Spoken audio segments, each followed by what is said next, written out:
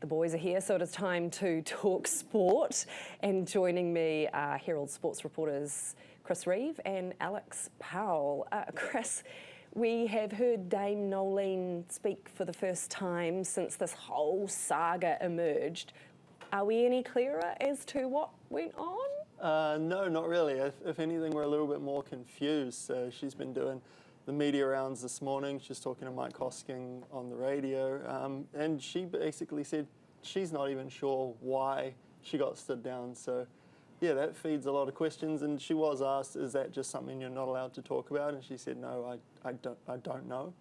So, and yeah, if a little bit of she confusion. doesn't know, how is anyone else supposed to know? Does that give us confidence that things are resolved within the camp? Surely not. No, the fact she's not going over to the UK for the end of year tour is a pretty big red flag to me. The fact that we still don't know what's gone on, that now we know that she doesn't know what's gone on, it just doesn't leave a very good taste in the mouth.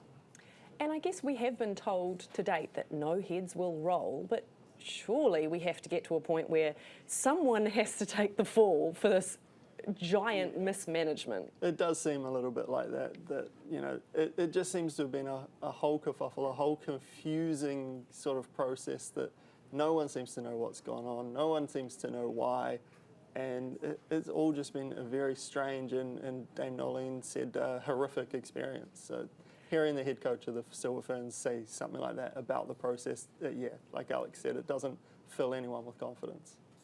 Let's talk about the ABs. Chris, what did you make of what was this middling start and then the bench comes on and 3 tries in the last quarter? What are we to make of that? Yeah, it was a strange game. The first sort of 5 minutes, you have 2 Barretts go down, one of them have to go off, the other one probably should have gone off. I would have assumed, you know, the Irish player got a red card for, you know, taking him out via the head. I would have thought that was a HIA, but I guess not. He was fine to go. And then, yeah, sort of very stop-start. It wasn't like a particularly great first half. It was a long first half. And then, like you say, the bench came on. They got a roll on. They started looking really good, playing well. And, yeah, they just rolled over the top of them in the end, which was pretty positive. The sort of second half has been a little bit of an issue for them this year, sort of coming out of half-time, getting the bench really rolling. So that was a really good sign against a tough Irish team.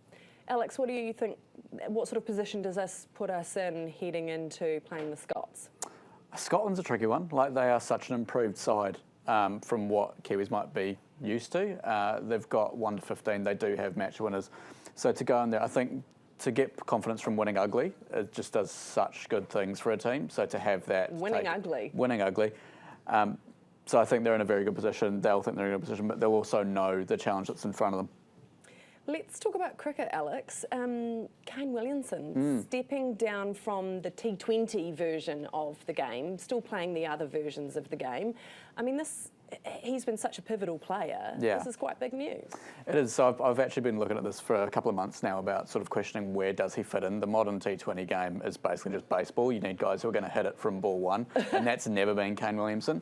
So for him to make the call, like he did an interview a couple of weeks ago before the start of the one-dayers against England and said he's looking forward to the 2027 World Cup and playing Test cricket and didn't make any mention of T20. So once you heard that, it's like, okay, well, surely he's going to make a call here. And it sounds like he's made that call before it was made for him. Right, okay. So, and when you have been that pivotal to the game, good to be able to make your own calls and jump rather than be pushed, right? Yeah, he's absolutely earned the right to decide how he wants to finish his career. Like, he's only got a couple of years left at most, you'd think. And he's already given so much to this team. Like, he's been in there since he was 20. He's now 35. He owns just about every batting record we've got. Records that are probably never going to be broken either. So if this is how he wants to finish them, so be it. Yeah, good on him. Chris, let's talk about the league. Even though the Kiwis beat Tonga, they had that incredible party down south. Do we love league again? Oh, we've always loved league. We're a country of league supporters. The international game has just not really been a priority in sort of the wider context of league because the NRL sort of dictates everything.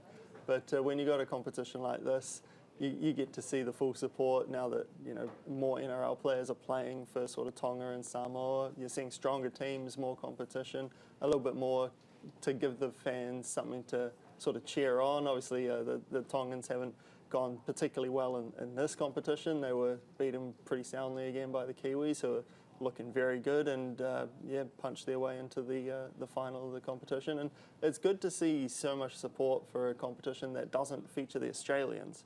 That's another big thing because they're the superstars of the game. Yes, yeah. Big weekend of sport. Thank you both for your Always time is. helping us chew through it. Chris Reeve and Alex Powell, Herald sports journalists.